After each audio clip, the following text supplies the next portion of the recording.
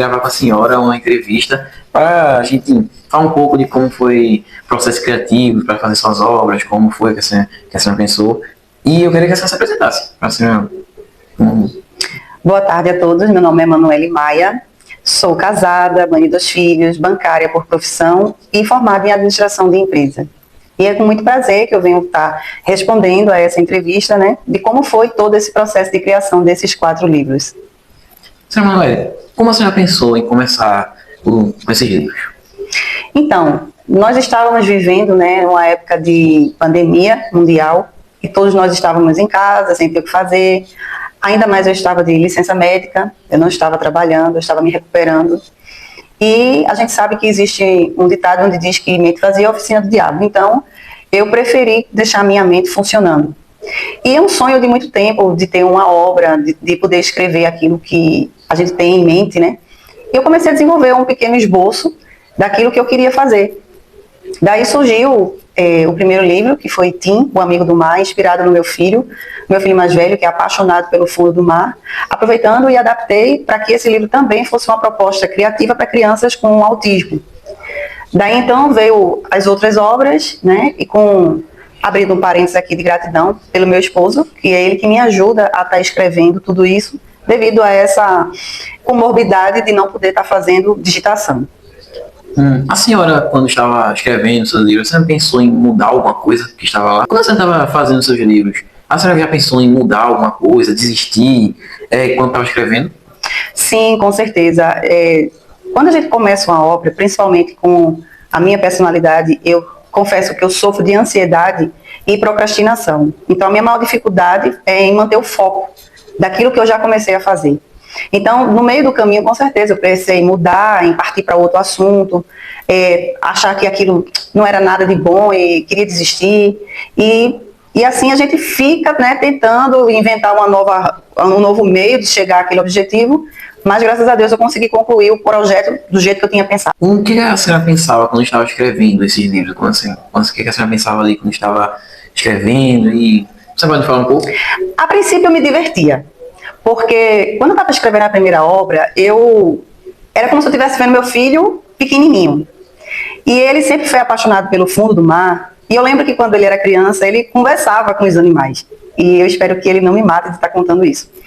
E eu coloquei nesse livro justamente um personagem onde ele conversa com os animais. Então, assim, foi muito, muito, muito bom escrever esse livro. E, assim, a princípio eu não imaginava que seria um livro que ia se transformar no e-book. Simplesmente eu gosto de escrever desde criança. Eu era aquela criança que tinha diário. E ainda hoje eu escrevo. Eu tenho vários cadernos aqui pela casa com como foi meu dia. E assim como surgiu essa ideia de montar, por que não, um e-book? E qual foi a sensação que a senhora sentiu quando a senhora publicou esse seu livro? Foi de satisfação. É uma satisfação indescritível, porque você vê que aquilo que você pensou se transformou em uma obra e que outras pessoas estão se divertindo também ao ler. Sim. Então, assim, quando eu vi a conclusão daquele projeto, que até então só estava no campo da minha imaginação, eu fiquei como uma criança, de ver algo assim, que conseguiu, eu digo assim, que ele conseguiu extrair perfeitamente aquilo que eu estava falando, aquilo que eu estava fazendo, e todo o projeto de diagramação, de imagem, de tudo. É muito bom fazer isso. A senhora teve alguma inspiração para escrever suas obras? Então, hoje eu tenho 4 obras, né? A minha primeira inspiração foi em manter a minha mente ativa, ocupada, né? E queria escrever algo para que eu pudesse eternizar algo que eu achei muito lindo dos meus filhos, que foi essa paixão pelo mar, essa conscientização em manter o meio ambiente, principalmente naquela área de praia, como a gente vê as aventuras de Doroteia, é a história de uma arara que está tomando conta do meio ambiente, da parte de praia. E meu marido é muito criativo e ele coloca nome em tudo. Doroteia é uma arara, que por sinal é o símbolo do negócio que ele tem na praia. E daí partiu, né, essa ideia de por que não dar vida a esse, como é que eu posso dizer, de certa forma, um mascote que tem na empresa dele. Juntando a paixão dos meus filhos pela vida marinha, foi criada então uma história bem empolgante e uma aventura para crianças, que foi As Aventuras de Doroteia.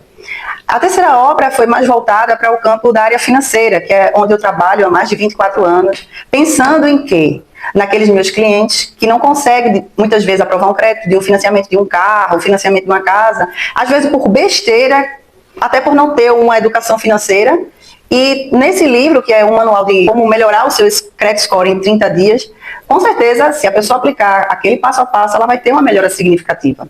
A quarta obra, eu chamo de a obra mais difícil da minha vida até então, porque eu trago a ela um tema polêmico, um tema pertinente, que é uma dor que não só foi para mim, para minha casa, né, que é a pornografia compulsiva. Hoje a gente vê que esse é um tema que não afeta só crianças e adolescentes. Hoje existem muitos adultos que têm uma vida totalmente desregulada, permissiva, né, com muita perversão, porque começou lá atrás na infância, onde tinha acesso a um conteúdo sexual e era totalmente inapropriado para a sua idade. Então hoje, como nós somos pais cristãos, que temos 2 filhos adolescentes, então eu vi a necessidade de abordar esse tema para outros pais. Eu costumo dizer que isso não é um livro para adolescente, mas sim para educar os pais. Até porque vivemos numa cultura onde é pregado que o menino ele tem que ter acesso a esse tipo de conteúdo muito cedo, até para manter a masculinidade dele. E como pais cristãos, a nossa educação em casa é de quê? Que nós temos que manter os nossos filhos com total conhecimento das escrituras sagradas e não de pornografia.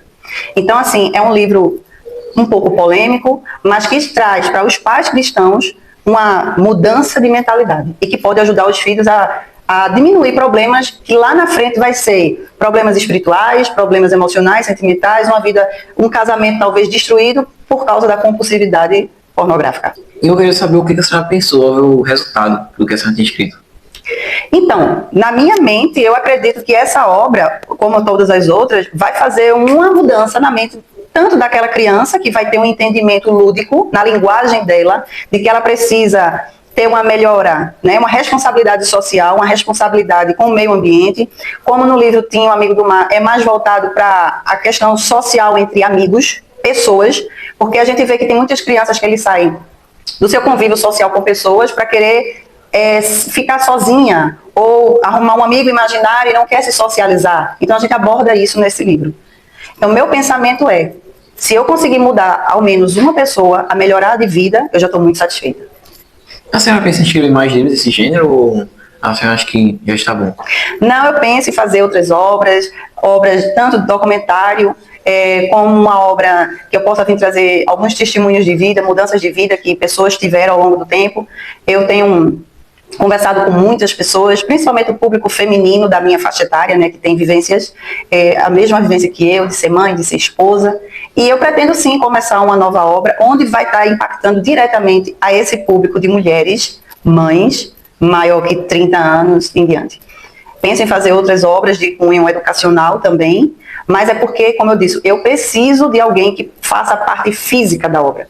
Porque como eu sou o cérebro do blog, eu sou o cérebro pensante do meu canal no YouTube, mas eu preciso do staff, daquela pessoa que vai colocar a mão na massa, vai digitar, vai diagramar, de editar um vídeo, que infelizmente por motivos de saúde eu não posso fazer. Então isso me impede de avançar mais em tudo que eu queria fazer. E qual conselho que a senhora daria para alguém que está começando agora a querer escrever, está começando agora a querer criar a sua própria obra? Olha, o conselho que eu dou para alguém que queira começar é o mesmo conselho que eu dei a mim. Muitas vezes a gente vai querer desistir, porque a gente mesmo vai estar nos sabotando, entendeu? A gente vai querer parar e achar que aquilo não vai dar em nada, que as pessoas não vão gostar, que a gente vai passar vergonha alheia, como os jovens falam, né? Mas eu sempre pensei o seguinte, eu vou fazer, porque é uma satisfação minha, eu quero ver essa obra completa. Independente se vai ser vendido, se não vai ser vendido, se vai ser aceito, se vai ser divulgado, é algo que eu fiz para mim, é um legado que eu deixo para minha família, é um legado que eu vou deixar para os meus filhos, para os meus netos, para a minha história, como Emanuele Maia. Então assim, se você hoje tem interesse em começar uma obra, comece.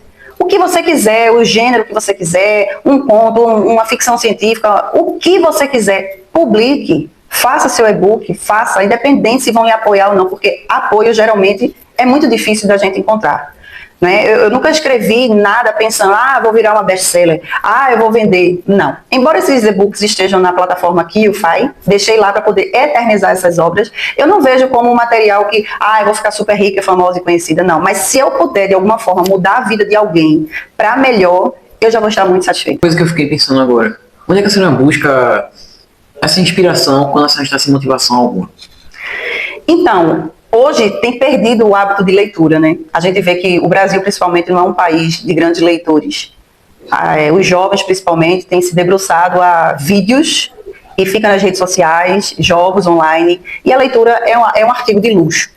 E a gente sabe que quanto mais a gente lê, mais o poder criativo é aberto. Então, quando eu não estou com inspiração, eu me dedico a ler mais.